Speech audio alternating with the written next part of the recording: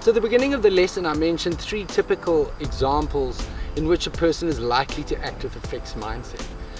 What I've decided to do is take 3 core areas for myself that are very important to me, but which are also a challenge right now.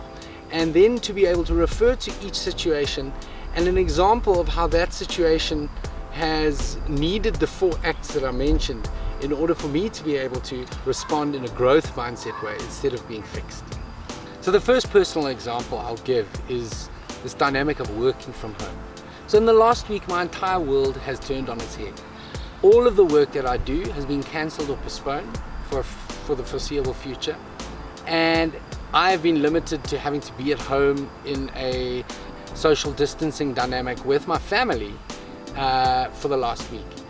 So this has meant that on a regular basis in the last week, I have come up against a fixed mindset, which has basically been, there's no ways I can do this. My kids are interrupting me all the time. My wife is interrupting me. They want to play with me. I need to cook. I need to clean the toilets. Now I need to try and get a proposal to the client who's not going to be able to pay me anyway.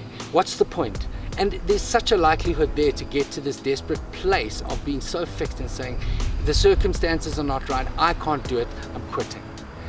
Now, if you think of the 4 steps in light of that, the first one is to be able to at the very least spot when you are being fixed in your mindset. So thankfully, I've been able to actually be aware of that. And that's the first and most important step, is self-awareness. So step 1, I've spotted it. Step 2, I've then had to sit down and say, okay, there's nothing much I can do about these impositions. I need to learn how to manage them. So how am I going to do that?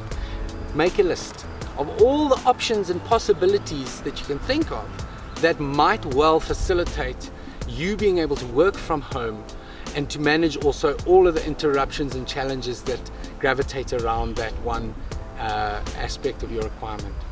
So I made a list and I decided, okay, I can use technology differently. I can work for short periods of time.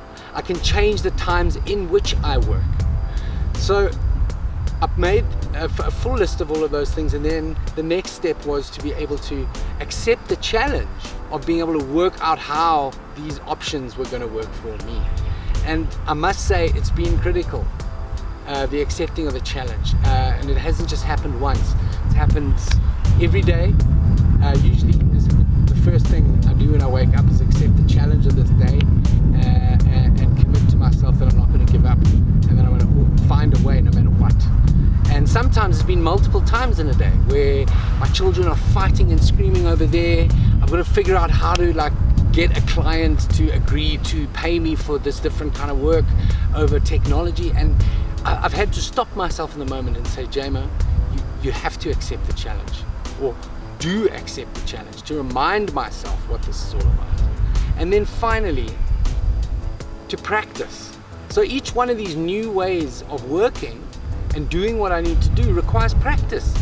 So you have to practice it enough to be able to gain enough evidence to show yourself, oh, this is actually creating a result. I can rely on this. Oh, it's challenging what I believed was impossible and now providing me with a direction.